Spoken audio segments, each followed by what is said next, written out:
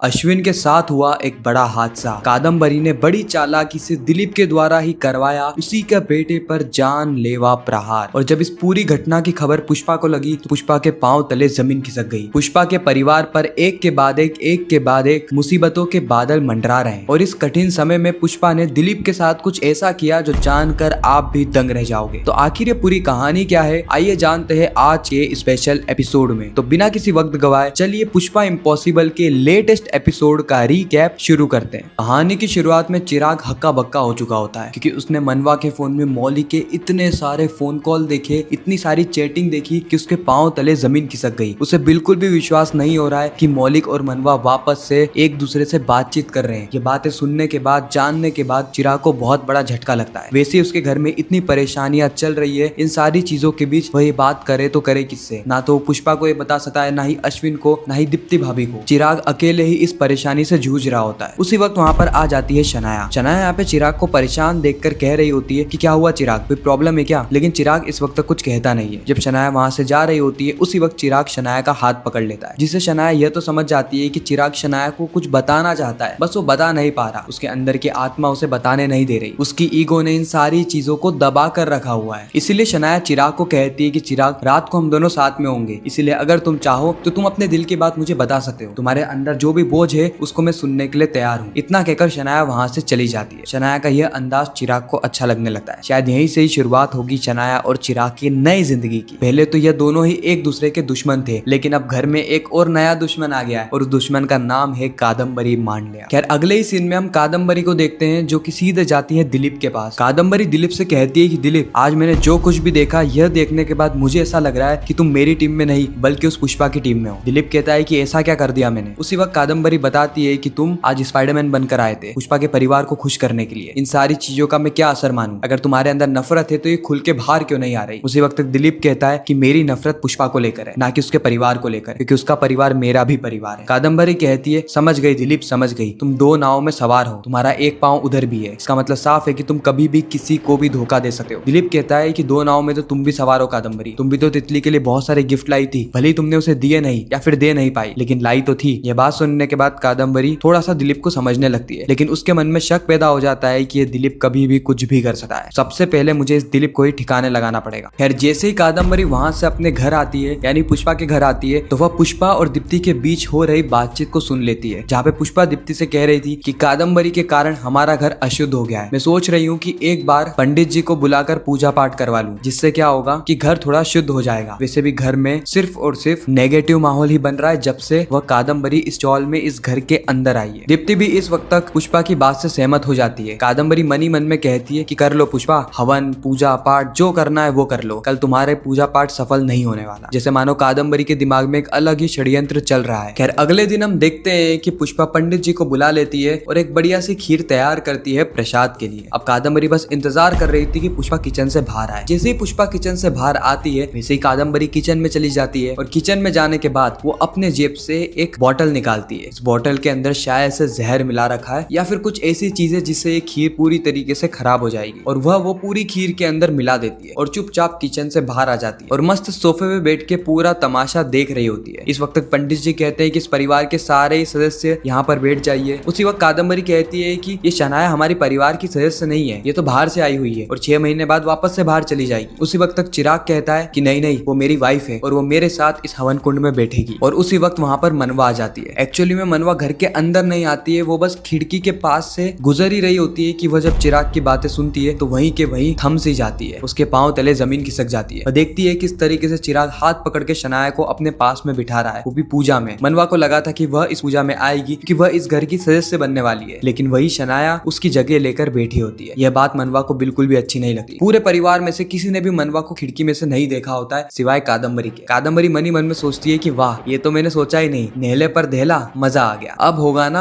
असली खेल शुरू। कादम्बरी कादम्बरी, तूने कलेश की शुरुआत कर दी है, अब देखते हैं आगे आगे होता है क्या। इस तरफ पूरी पूजा अच्छे से संपन्न हो जाती है। उसके बाद बात आती है प्रसाद की, जहाँ पे सभी लोग प्रसाद को लेकर आते हैं और सभी लोगों में बांट दी जाती है। सभी लोग अपने अपने प्रसाद खा रहे थे। कादम्बरी की नजर सीधे पड़ती तितली पर। तितली भी उस प्रसाद को खा रही होती है। यह देखकर कादम्बरी को अच्छा नहीं लगता, क्योंकि कादम्बरी ने इस प्रसाद के अंदर, इस खीर के अंदर कुछ ऐसी चीज मिलाई होती है जो बिल्कुल भी सही नहीं है। अब क्या वो जहर है या फिर कुछ और चोर, ये तो हमें आगे ही पता चलेगा। लेकिन उसी वक्त पुष्पा उठ के आती है और कादम्बरी को खीर देती है। कादम्बरी हक्की बक्की हो जाती है क्योंकि वह जानती है कि वह अगर खीर खा लेती है तो उसकी तबीयत खराब हो जाएगी। लेकिन जब वो आसपास देखती है तो किसी की भी तबीयत खराब नहीं हुई होती। उसी वक्त तक पुष्पा कहती है कि खा लो कादम्बरी, खा लो, ये तुम्हारी मिलावट वाली खीर नहीं है। ये बात सुन के कादम्बरी को वापस से 440 वोट का बड़ा झटका लगता है कि पुष्पा को कैसे पता चला कि मैंने खीर में मिलावट करी थी। फिर शनाया वहां पर आती है और पूरी कहानी बताती है कि जब कादम्बरी खीर के अंदर कुछ मिला रही थी उस वक्त शनाया की नजर वहां पर पड़ गई, जिसके चलते शनाया ने और पुष्पा ने मिलकर खीर को बदल दिया। आशावानी जी के घर पे जो खीर बनी थी वही खीर को प्रसाद के रूप में यूज किया गया और जो यहाँ पर खीर बनी थी उसे साइड में रख दिया गया। कादम्बरी मन ही मन में सोचती है कि शनाया का कुछ तो करना पड़ेगा। जब भी मैं पुष्पा को चोट पहुंचाने आती हूँ ये ज्यादा फुदकने लगती है। अब देख देख शनाया तेरी जिंदगी में क्या कुछ होता है, तूने बहुत गलत औरत से पंगा लिया है, कादम्बरी से पंगा लिया है तूने, कादम्बरी से। अब ये सारी बातें कादम्बरी मन ही मन में कह रही होती है, जिसके बाद शनाया कहती है कि तुम चुप क्यों बैठी हो, जवाब क्यों नहीं देती। कादम्बरी कहती है कि बड़ों से कैसे बात करते हैं तुम्हारे घर वालों ने सिखाया नहीं। और शनाया इस बार कादम्बरी को मुंह तोड़ जवाब देती है, जो सुन के पुष्पा को बहुत अच्छा लगता है। इस तरफ हम देखते हैं कि जब चिराग अपनी ड्यूटी के लिए जा रहा होता है उसी वक्त वहाँ पर आ जाती है मनवा। मनवा आते ही चिराग से कलेश करने लगती है। कादम्बरी की बात सच साबित हो जाती है। मनवा कहती है कि बड़ी खुशी हो रही है ना चिराग तुम्हें, क्योंकि तुमने तो शनाया को अपनी वाइफ बनाकर उस हवन कुंड में बिठाया था, उस पूजा में बिठाया था। उस पूजा में जगह मेरी थी लेकिन तुमने शनाया को दे दी, बिल्कुल उसी तरीके से जिस तरीके से हमारी शादी में तुमने शनाया से शादी कर ली, उसकी मांग भर ली। उसी वक्त चिराग कहता है कि मनवा मुझसे बहस मत करो, क्योंकि वहां पर क्या परिस्थिति थी, वहां पर क्या स्थिति थी तुमने वो देखा नहीं। उस समय कादम्बरी जी को जवाब देना बहुत ज्यादा जरूरी था, इसीलिए मैंने शनाया का साथ दिया। मनवा कहती है कि 2 मिनट रुक जाते तो मैं भी वहां पर आ जाती। चिराग कहता है कि मुझे नहीं पता था कि तुम यहाँ पर आने वाली हो, वैसे भी तुम हर बार लेट ही क्यों आती हो, शादी के मंडप से भी तुम भाग गई थी, और वैसे भी मैं शनाया से बात कर रहा हूँ तो उसमें तुम्हें क्या दिक्कत हो रही है। मनवा कहती क्या दिक्कत हो रही है चिराग, तुम्हें शायद पता नहीं है कि शनाया और तुम्हारा रिश्ता कैसा है, और 6 महीने में तुम दोनों ने अगर डाइवोर्स नहीं दिया तो मेरी जिंदगी बर्बाद हो जाएगी। चिराग कहता है अच्छा ऐसा है तो फिर तुम मौलिक से बात क्यों कर रही हो, तुम्हारा कोई हक नहीं बनता मुझसे सवाल जवाब करने का। उसी वक्त मनवा कहती है कि किसने कहा तुम्हें, मैं मौलिक से बात नहीं कर रही। चिराग कहता है कि झूठ मत बोलो मनवा, तुम उससे अभी भी टच में हो, बोलो टच में हो या नहीं। मनवा कहती है हाँ हूँ टच में, लेकिन मेरा उसका किसी प्रकार का कोई भी रिश्ता नहीं है। लेकिन शनाया वो तो तुम्हारी वाइफ है ना, करंट वाइफ। उसी वक्त चिराग कहता है कि हम दोनों का रिश्ता 6 महीने के अंदर ही खत्म हो जाएगा, हम दोनों एक दूसरे से प्यार नहीं करते, और वैसे भी मैं सोच रहा हूँ कि 6 महीने बाद ही तुमसे बात करूँ, क्योंकि जब भी मैं तुमसे बात करता हूँ तो हमारे बीच में और ज्यादा गलतफहमियां पैदा हो जाती है, तुम्हारा भी दिमाग खराब होता है, मेरा भी दिमाग खराब होता है, इसीलिए हम 6 महीने बाद ही बात करेंगे, उससे पहले ना ही मैं तुमसे बात करता हूँ ना ही तुम मुझसे बात करना। इतना कहकर चिराग गुस्से में अपनी बाइक के साथ निकल जाता है ड्यूटी पर। मनवा को बहुत ज्यादा बुरा लग रहा, बहुत ज्यादा यानी बहुत ज्यादा। दूसरी तरफ हम देखते हैं कि पुष्पा सीधे आती है शनाया के पास और शनाया को कहती है कि शनाया तुमने बहुत अच्छा काम किया, अच्छा हुआ कि तुमने देख लिया कि कादम्बरी खीर में कुछ मिला रही है, नहीं तो आज मेरे परिवार के साथ बहुत बड़ा हादसा हो जाता। शनाया कहती है कि अब से मेरा भी परिवार है। पुष्पा को इस वक्त बहुत अच्छा लग रहा होता है कि शनाया बदल रही है, क्योंकि पुष्पा का शनाया को इस चौल में लाने का सबसे पहला और मेन मकसद यही था कि वो शनाया के अंदर इंसानियत को पैदा करे। जो शनाया इंसानों को एकदम कीड़े मकोड़ों की तरह समझा करती थी, वो उन सभी को इंसान समझे और उसके अंदर भी इंसानियत आ जाए। ये सारी चीजें पुष्पा को अपनी आंखों के सामने दिख रही होती है। खैर शनाया तो यहाँ से चली जाती है, लेकिन उसी वक्त पुष्पा की नजर पड़ती है राशि और बादशाह पर, जो कि रोमांटिक पल साथ में बिता रहे होते हैं। पुष्पा यहाँ पे इन दोनों से पूछती है कि तुम दोनों कर क्या रहे हो, तो दोनों के दोनों ही चमक जाते हैं और हर बड़ाहट में अलग अलग जवाब देने लगते हैं। पुष्पा समझ जाती है कि इन दोनों के बीच में गहरी बातचीत चल रही है, इसीलिए पुष्पा इनको ना डिस्टर्ब करके वहां से निकल जाती है। हम देखते हैं कि राशि और बादशाह इन दोनों के बीच में प्यार बढ़ता चला जा रहा है। राशि की प्रेगनेंसी बहुत ही जल्द खत्म होने वाली है। उसके बाद राशि क्या निर्णय रहती है, इससे बादशाह की जिंदगी और पूरे चौल वालों की जिंदगी पे बहुत बड़ा फर्क पड़ने वाला है कि यहाँ पे ऋषभ की एंट्री होने वाली है या फिर बादशाह ही बनेगा राशि के बेटे का बाप। खैर अगले ही सीन में राशि और शनाया दोनों ही मिलकर पैकिंग कर रहे होते हैं, क्योंकि इन्हें बहुत बड़ा क्लाइंट मिला था। वो क्लाइंट का बहुत बड़ा ऑर्डर है, जिसका इन्हें 10 लाख रुपए का पेमेंट भी एडवांस में ही मिल चुका है, फुल पेमेंट इन एडवांस। बहुत ही कम ऐसे बिजनेस होते हैं जहाँ पे पहला ही ऑर्डर 10 लाख का हो और वो भी एडवांस में ही मिल जाए। ये सारी चीजें हुई है शनाया के कारण। खैर इस वक्त हम देखते हैं कि राशि और शनाया दोनों ही अलग अलग चले जाते हैं किसी किसी काम के चलते, और कादम्बरी वहां पर मौजूद होती है। कादम्बरी सारी चीज सुन लेती है और वह मन ही मन में निर्णय लेती है कि सबसे पहले राशि और शनाया को अलग करना होगा, उसके बाद ही पूरे के पूरे परिवार को तोड़ा जा सकता है। खैर इसी के साथ ही खूबसूरत एपिसोड यहीं पे समाप्त होता है। आपको ये रिकेप कैसा लगा कमेंट सेक्शन में जरूर बताना। बाकी मैं मिलता हूँ आप सभी से किसी नेक्स्ट इंटरेस्टिंग वीडियो में, जब तक के लिए गुड बाय।